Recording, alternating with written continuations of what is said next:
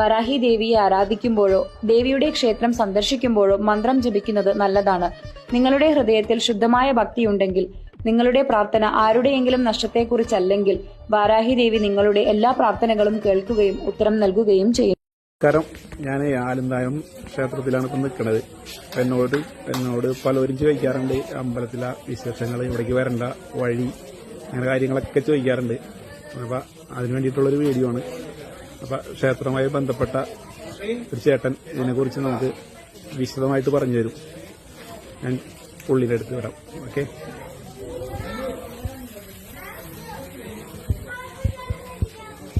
പറഞ്ഞോട്ടാ. നമസ്കാരം. എൻ്റെ പേര് സുബിൻ ആണ്. ക്ഷേത്രത്തിന്റെ ട്രഷററാണ്. വാരാഹി ക്ഷേത്രം അന്തിക്കാട് വള്ളൂർ ദേശത്താണ്. എന്ന് പറയുമ്പോൾ തൃശ്ശൂർ ജില്ലയിൽ തൃശ്ശൂർ ടൗണിൽ നിന്ന് 18 കിലോമീറ്റർ ദൂരമുണ്ട്. ബസ്സിന് വരാണെങ്കിൽ അന്തിക്കാട് വഴി പോകുന്ന ബസ്, അത് നിർബന്ധമായിട്ട് അന്തിക്കാട് വഴി പോകുന്ന ബസ്സിൽ കാരണം മഞ്ഞപ്പിത്തം എന്നാണ് ബസ് സ്റ്റോപ്പിന്റെ പേര്.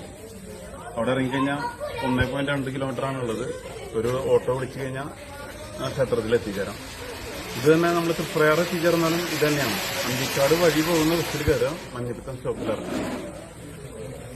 ഈ ക്ഷേത്രം നട തുറക്കുന്നത് രാവിലെ 6 മുതൽ 10 വരെയാണ്. വൈകിട്ടാണെങ്കിൽ 5:30 മുതൽ 7:30 വരെ.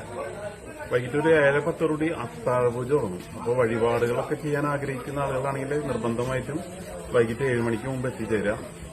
ഇവിടെ പ്രധാനമായിട്ടുള്ളൊരു വഴിപാട് എന്ന് പറയുന്നത് കലപ്പ സമർപ്പണമാണ്. അത് കാര്യസാധ്യത്തിന് വേണ്ടിയിട്ടുള്ള ഒരു വഴിപാടാണ്.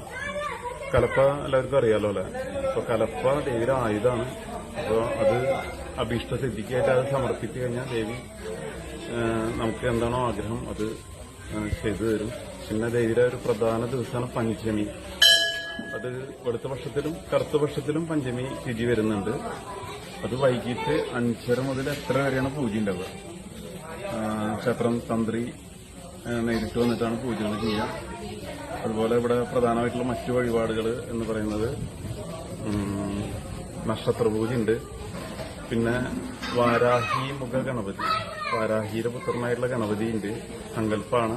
കന്നിമൂലയിൽ നെയ്യൊക്കെ കൊടുക്കുന്നുണ്ട്. അവിടെ ഭഗവാന്റെ ഇഷ്ട നിവേദ്യം എന്ന് പറയുന്നത് എള്ളാണ്.